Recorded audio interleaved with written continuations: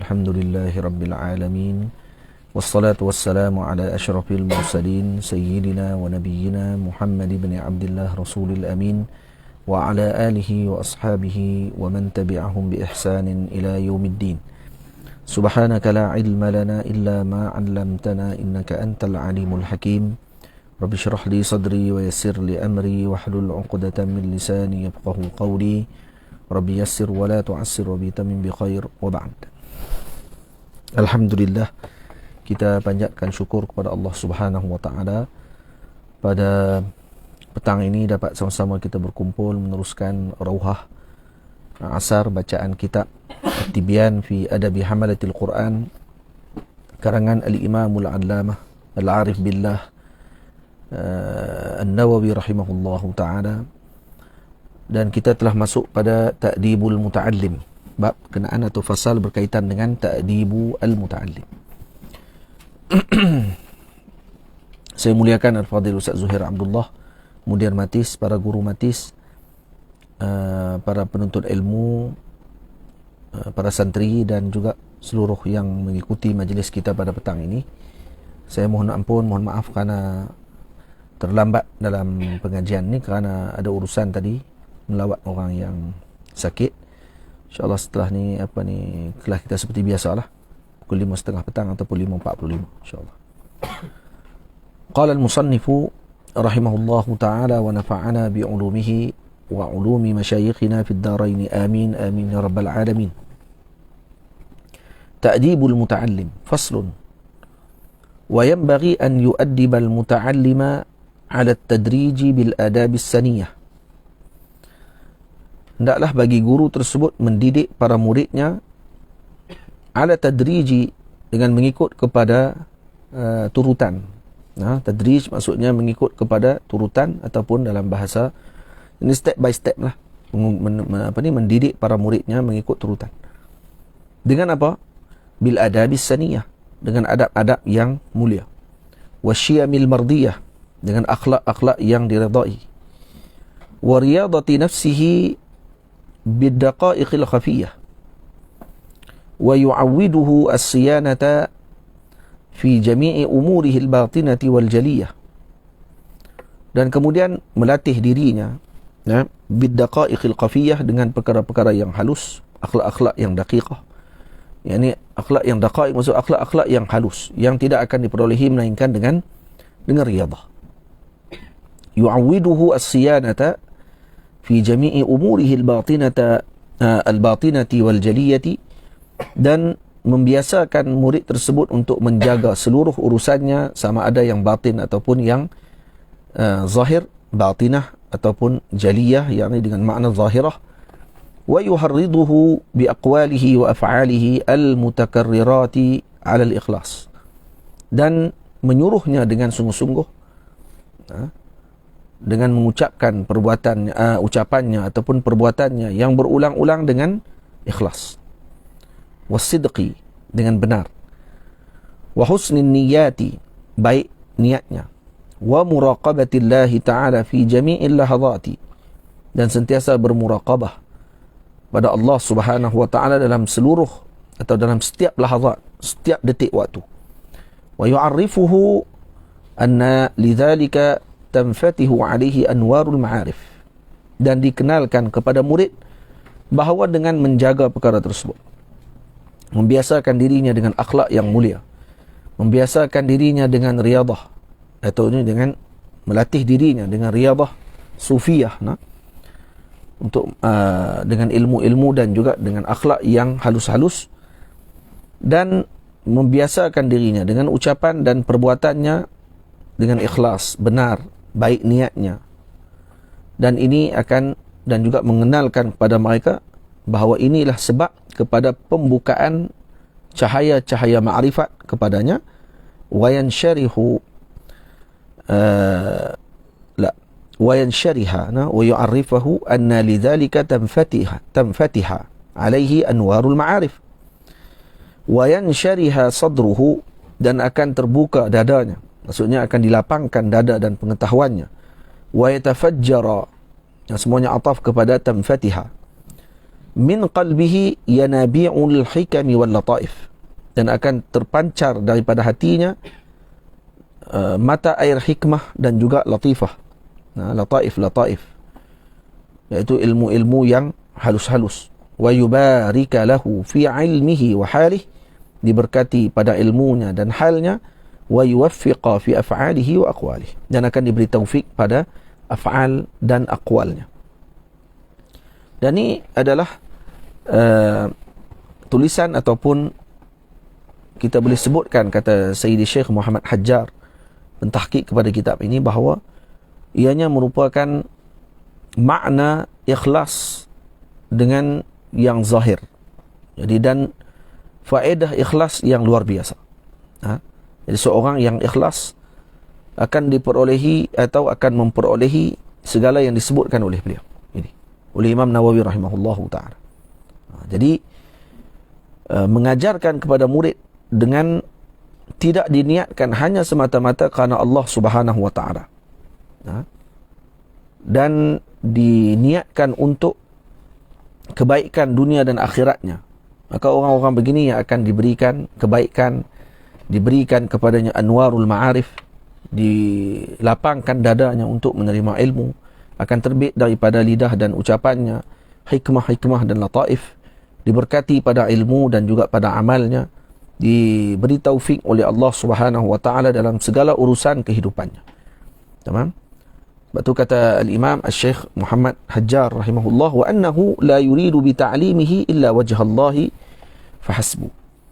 Jadi guru mengajarkan perkara ini tidak lain dan tidak bukan hanya kerana Allah Subhanahu wa taala. Dan ini terbit daripada mulut siapa?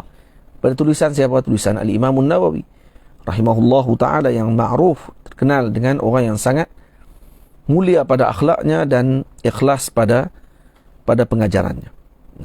Dan keikhlasan tersebut akan terpancar kepada para muridnya. Berbeza dengan sebahagian orang pada zaman sekarang yang secara jelas dan terang memaklumkan dia tidak akan mengajar kalau tidak mendapatkan ratib, tidak mendapatkan gaji bulanannya, dan dia tidak akan mengajar kalau kata datang ke pengajian ataupun ke majlis-majlis ilmu, kalau tidak kerana duit yang diberikan kepadanya, maka dia tidak akan sampaikan ilmu tersebut.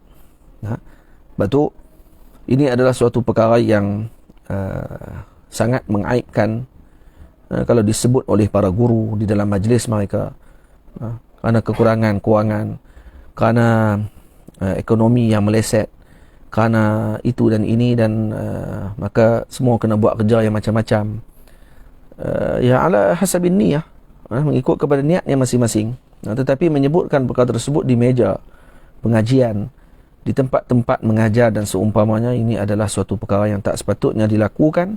Seakan kita sendiri mengajar kepada umat bahawa ilmu ni diajarkan hanya semata-mata kerana untuk keduniaan tersebut. Na'udzubillah min dzalik. Kita tak nafikan bahawa ianya keperluan, tapi menyebut-nyebut seolah perkara tadi adalah suatu perkara yang lazim, yang tidak akan menyebabkan dia boleh hidup kalau tidak ada perkara tersebut. Ini adalah suatu yang sangat-sangatlah memalukan bagi orang-orang yang mengajarkan agama Allah Subhanahu wa taala. Tamam? Kita tidak maksudkan di sini kata ikhlas sehingga tidak menerima apa yang diberikan. Tak.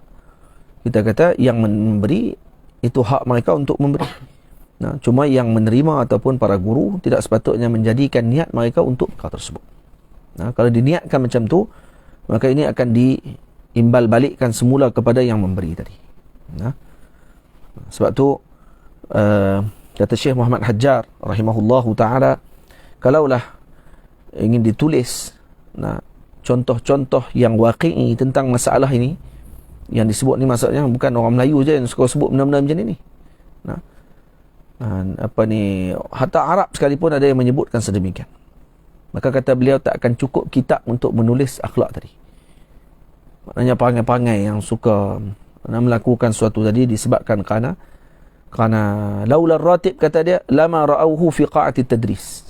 Kalau tak kerana gaji, kalau tak kerana duit sampul yang diberikan, kamu tak akan melihat kami ini berada di meja-meja tadris, di dalam dewan-dewan untuk mengajar dan seumpamanya. Tamam?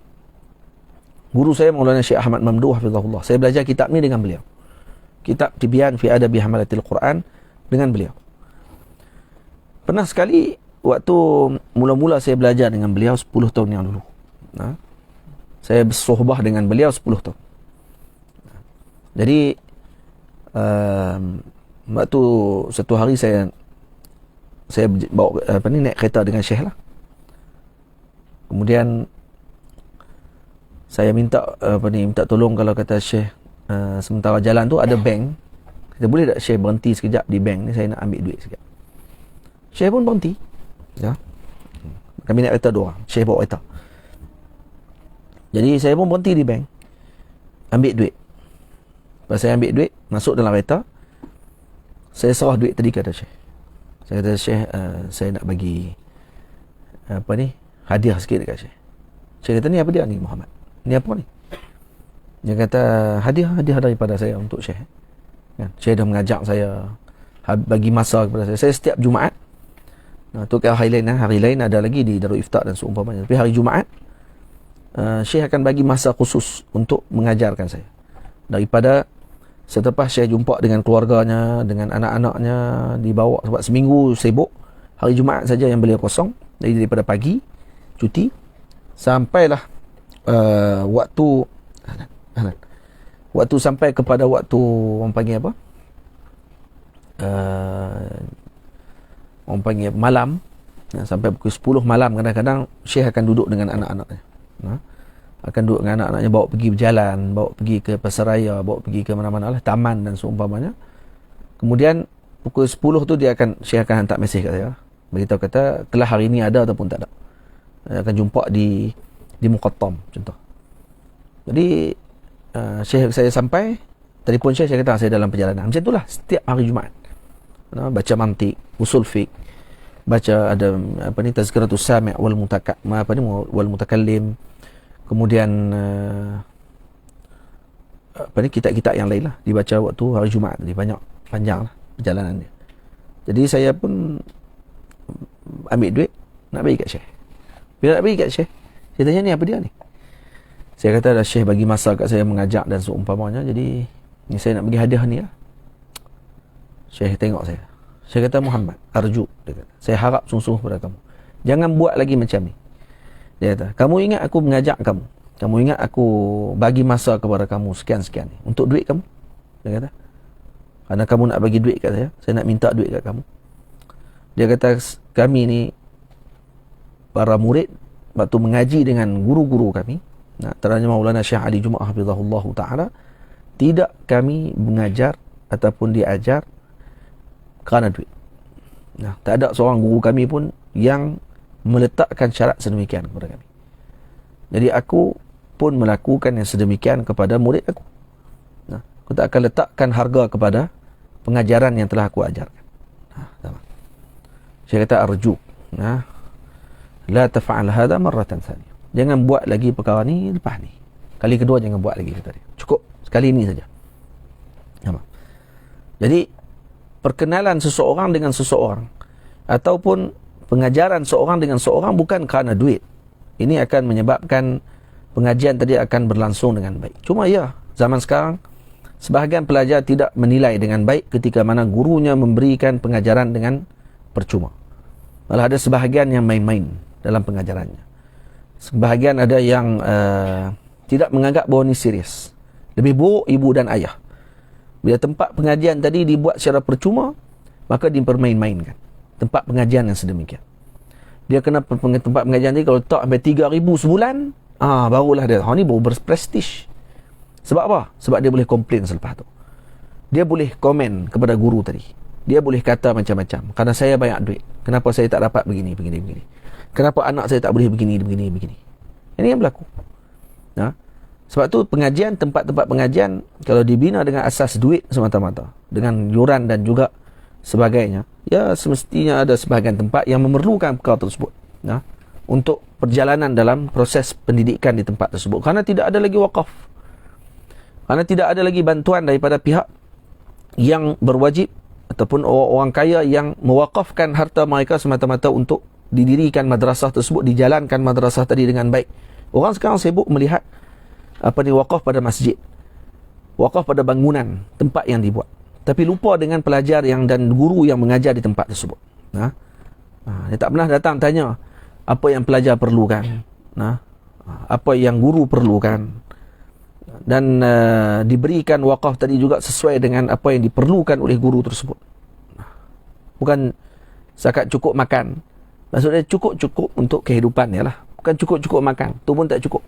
Tengok pula pada beberapa orang, anak dia, isteri dia dan seumpamanya. Isteri ramai tu dia punya hak lah.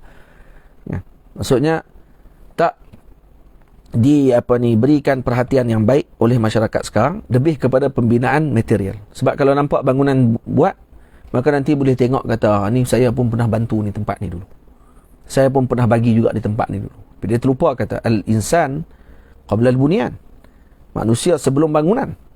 Macam mana nak ada bangunan tadi kalau tidak ada manusia yang memenuhkan bangunan tadi dengan zikir, dengan salawat, dengan majlis-majlis ilmu, pengajian, dan lahir daripada madrasah dan juga tempat-tempat tersebut manusia yang berakhlak, yang bertakwa, yang memberikan manfaat kepada umat Nabi Muhammad sallallahu alaihi wasallam. Akhirnya guru terpaksa keluar pergi ceramah, dan lebih buruk lagi bercakap pasal duit dalam majlis. Itu lagi buruk. Cerita kata duit tak ada zaman lah, ni ekonomi meleset, jadi ustaz-ustaz terpaksa buat kerja banyak macam-macam. Cerita apa macam tu. Tak sepatutnya diceritakan, ya, kita masing-masing. Tapi benda tu kena ada ifrah. Pada guru jangan sebut benda tu dalam majlis ta'lim sepatutnya. Tak sepatutnya sebut, nanti ditegur oleh para masyayikh. Ini biasa berlaku kepada orang yang mungkin terlajak dalam ucapan dia. Jangan diucap macam tu. Itu tempat pengajian yang diasaskan ataupun dibuat dengan free seperti yang berlaku di Al-Azhar Al-Sharif, di Khairawan satu ketika dulu, di Zaituna dan seumpamanya. Tempat-tempat pengajian yang sebegini diberkati oleh Allah Ta'ala, dan lahir padanya generasi yang luar biasa. Tapi sekarang apa yang berlaku? Bila mana sistem yuran telah dilaksanakan, dan ini menyebabkan terbantutnya ilmu. Terbantuknya ilmu dan juga mandul dalam melahirkan para ilmuwan yang betul-betul menguasai dan juga memahami ilmu tadi dengan baik. Ini ditambih oleh para guru, para masyayikh. Maulana Syekh Usamah Al-Azhari sendiri menyebutkan sedemikian. Lepas tu kalau dihidupkan kembali sistem wakaf, dihidupkan kembali sistem yang mana dilihat secara terperinci pondok-pondok, tempat-tempat pengajian yang benar-benar mengajarkan ilmu dengan berkualiti, maksudnya diberikan perhatian yang sebaik.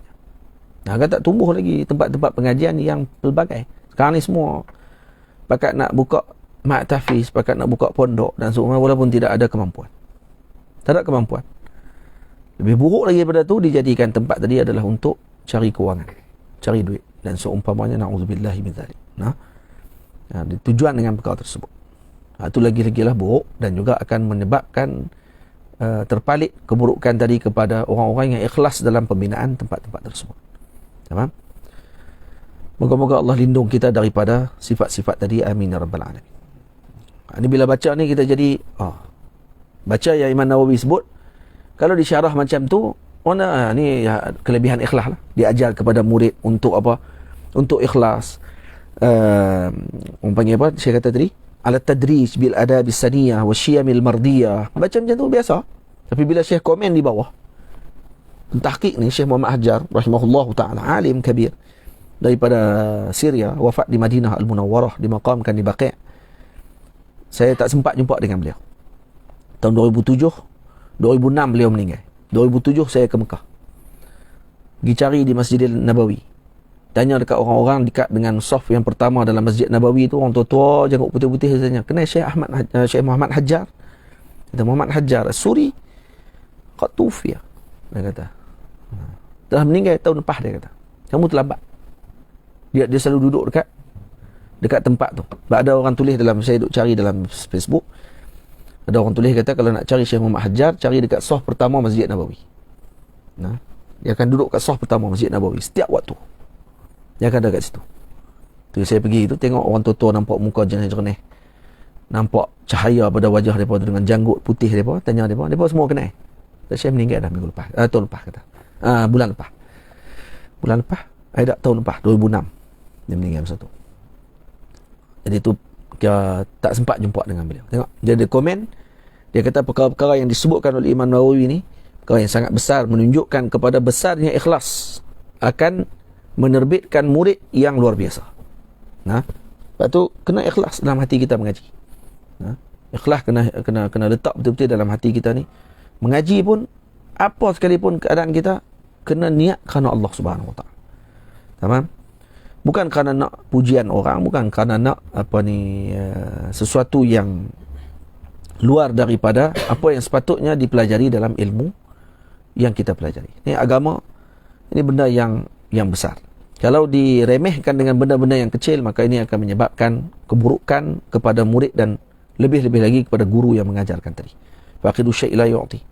Orang tak ada apa nak bagi apa. Hukmu ta'lim, hukum mengajar. Lepas tu Syekh Ahmad Azhar tadi kata apa? Fa imamuna an-Nawawi radhiyallahu anhu fi wadin wa nahnu fi wadin akhar. Wa farqun kabir wa bawnun syasi' kata beliau. Fima bainahu wa baina man ba'dah. Tamam? Dia kata Imam Nawawi rahimahullah pada satu wadi dan kita pada wadi yang lain. Dia duduk pada wadi, kita duduk pada wadi yang lain, dan ini perbezaan yang besar di antara kita dengan Al-Imam Nawawi dengan yang datang setelah Al-Imam Nawawi. Fa inna nara al-aktsariyata as-sahiqata min tulab al-ilm la yafhamuna min al-ilmi illa al-mubarata fi nail akbar syahadah. Dan kita melihat para penuntut ilmu pada zaman sekarang tidak memahami daripada ilmu, melainkan berlumba-lumba untuk mendapatkan akbar syahadah. Sijil apa yang paling tinggi, itu yang dia nak dapatkan. Li naili akbar ma'lum yuqabiluha. Dan untuk mendapatkan akbar ma'lum. Ma akbar ma'lum? Apa dia akbar ma'lum? Afif? Gaji. Gaji dipanggil maklum. Sebab tu ta'adduban kita dengan para guru, kalau kita nak bagi, contoh kita pergi mengaji dengan seorang guru, kita nak bagi duit ke dia, jangan sebut kata ni gaji saya bagi, ini sagu hati saya bagi. Tak. Ini maklum, sebut itu. Ini maklum untuk Tuan Syekh. Sebut maklum. Dia maklum ke dia tak maklum ke, tu ikut dia lah. Tak semua orang faham pun maklum tu. Ada orang tak faham maklum. Maklum. Tapi kalau ulama-ulama Azhar faham maklum tu dia. Ada maklum. Ini maklum, sebut maklum, maklum. Diketahui. Itu sagu hati dia. Faham? Tapi sebut hadiah. Kita sebut bahasa kita hadiah. Bukan gaji dia. Untuk dapatkan tu, famin huna zubihal ilm. Tengok, kata Imam, kata Syekh Muhammad Hajjar, daripada sinilah ilmu disembelih bi ghairi sikin, tanpa pisau. Sebabkan kenapa? Karena belajar tujuan dia untuk linaili akbari syahadah wa linaili akbaril ma'lum yuqabiluh atau yuqabiluha, yakni berbanding dengan syahadah yang dia dapatkan. Saya ada degree, saya ada master, saya ada PhD. Saya nak apa? Takkan gaji banyak ni, takkan bayar banyak ni, saya nak mengajar ni, sejam ni. Wah, ada orang macam tu. Kena sedia apa dekat saya kalau saya sampai? Ini, gini. Walau aradna an nafsaha lil qalami hawla hadha wa nadriba al-amthilata al-waqi'iyyata fi sufufi ulama'i zamanina la daqa bina hadha al-kutayb. Kata dia, kalaulah kita nak tulis tentang perkara ini, dan kita nak bagi contoh yang berlaku pada bahagian ulama, fi sufufil ulama zamanina, pada Syekh Muhammad Ajar kata ni, pada barisan ulama-ulama yang ada pada zaman kita, la daqa bina hadzal kutayb, la daqa bina hadzal kutayb. Kitab ni akan jadi sempit dengan tulisan tu saja. Maksudnya apa? Cerita perangai-perangai dia apa. Jenis mengajak nak duit kerana dapatkan pangkat ni, kerana nakkan gaji yang sedemikian, kaza. Walakinnal labiba tafhamuhu al-isyaratu. Tetapi labib, isyarah sudah memahami, sudah mencukupi baginya. Fala haula wala quwata illa billahil aliyyil azim. Moga Allah lindung kita daripada niat-niat tersebut ketika belajar, dan kita niatkan belajar kita tadi kerana Allah Subhanahu wa taala. Amin rabbal alamin. Dan ini perlu kepada latihan. Perlu kepada bimbingan. Bukan latihan sajalah, bimbingan. Dan kalau guru sendiri tidak ikhlas, maka mustahil muridnya akan keluar sebagai seorang yang mukhlisin. Tak akan ikhlas. Payahlah. Kalau guru sendiri pun kerja dengan duit, nak duit saja. Kalau tak ada duit, maka tak mengajak dia. Kalau tak kerana duit, maka dia tak akan buat majlis dan seumpamanya. Maka Allahumma salli ala sayyidina Muhammad, dia tak akan mampu melahirkan murid yang akan ikhlas dalam kerja buatnya dan tidak memandang kepada perkara tersebut. Na'udzubillahi min dzalik. Tamam. Hukum ta'lim. Itu tempat pengajian kita buat free, kenapa? Tak ada siapa boleh claim. Tak ada siapa boleh claim kata ini saya yang support ni. Saya yang support dia. Suka saya lah. Dia nak kena kerja apa selepas ni? Apa hak ustaz pula? Apa hak tok guru pula nak kena atok anak murid saya? Tak. Tak ada siapa-siapa pun yang boleh claim tentang perkara tersebut. Dan saya pun tak boleh claim kata saya yang support anak-anak murid. Kenapa? Kerana mereka pun diberikan bantuan oleh orang ramai, dan orang ramai pun tak ada seorang pun yang mengaku kata ni saya yang bagi duit dia ni. Jadi lillahi ta'ala. Semua buat kerja kerana Allah Ta'ala. Masing-masing niat kerana Allah Ta'ala untuk khidmat dengan umat Nabi Muhammad sallallahu alaihi wasallam. Dekat mana pun kita berada. Saya tak boleh mengaku saya punya duit, dan orang lain pun tak boleh mengaku kata dia dah support orang ni secara individu. Tak. Terbuka. Lepas tu penting wakaf.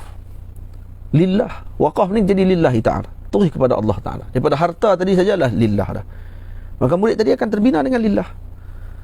Tapi kalau dah dengan dunia pada permulaan lagi, pasak dia utama sekali dah dunia dah. Macam mana nak bina, nak pergi ke akhirat? Duduk dunia lah. Jadi akhirnya dia punya ruang lingkup dia dunia. Bincang pasal dunia. Masuk dalam kubur lah kali. Kok lah tanah ku atas, tak tanah ku bawah tak. Nak kok dunia buat bangunan, tanah ku atas, tak tanah ku bawah. Nah. Banyak tu juga lah, 6 kaki bawah tanah tu, kat tu ya. Lepas tu kat bawah tu jadi apa? Buah mozaik. Buah ekon dalam tu. Ekon apa? Duduk dengan kala jengking. Duduk dengan kala ulat, na'udzubillah. Ulat-ulat. Dengan cacing, dengan apa? Duduk dalam tu. Ada orang buah mozaik dalam kubur. Tamam. Hukum ta'lim. Sikit. Faslun. Benda ni penting. Bila baca ni moga kita dapat ambil perhatian lah. Faslun. Ta'limul muta'allimin fardu kifayatin. Mengajarkan para penuntut ilmu itu adalah fardu kifayah. Fa in lam yakun man yasluhu illa wahidun ta'ayyana. Kalau tak ada orang yang mampu untuk mengajar, melainkan seorang saja, ta'ayyana. Nampak ada orang?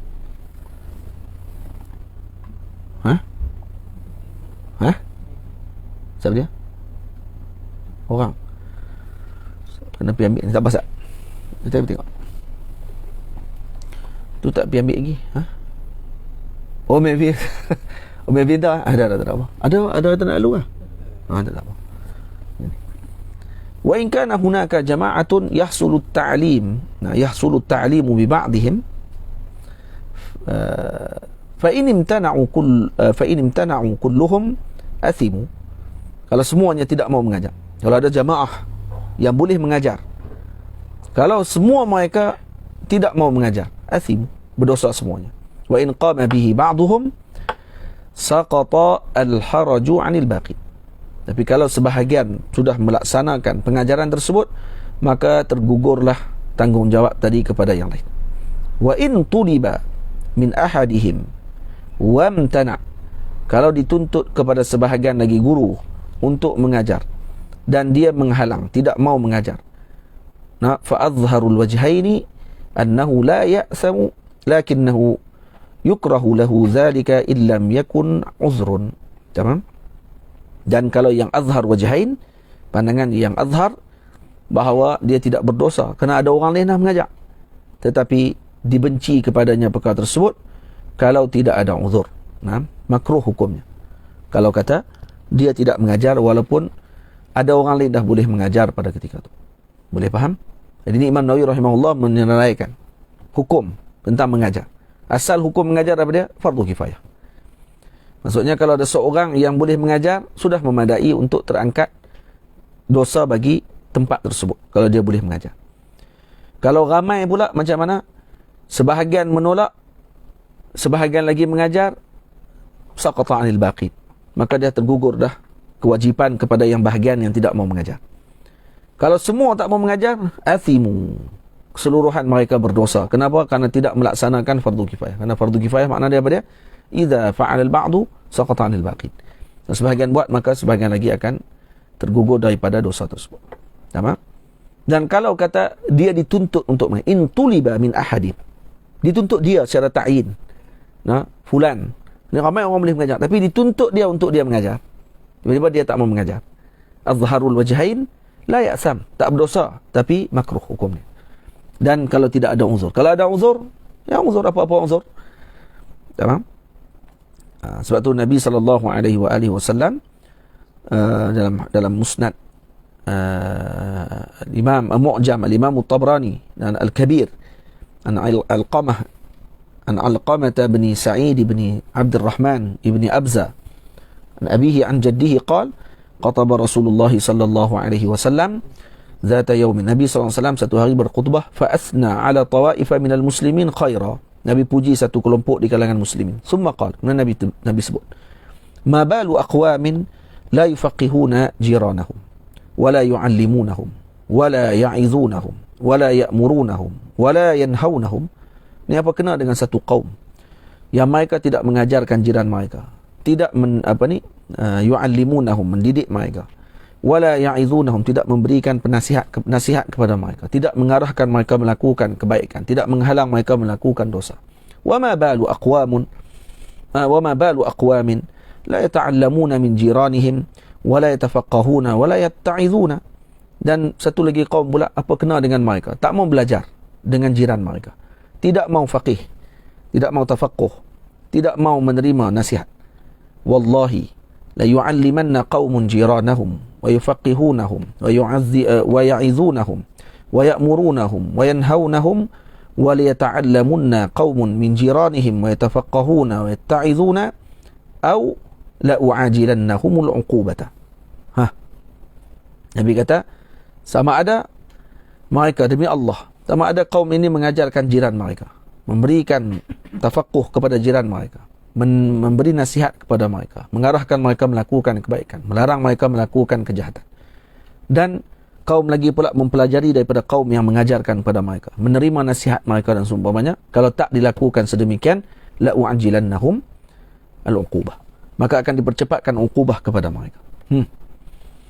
So, Nabi menegur dan menyuruh untuk mengajarkan kaum, ataupun yang kaum tadi pula menerima pengajaran.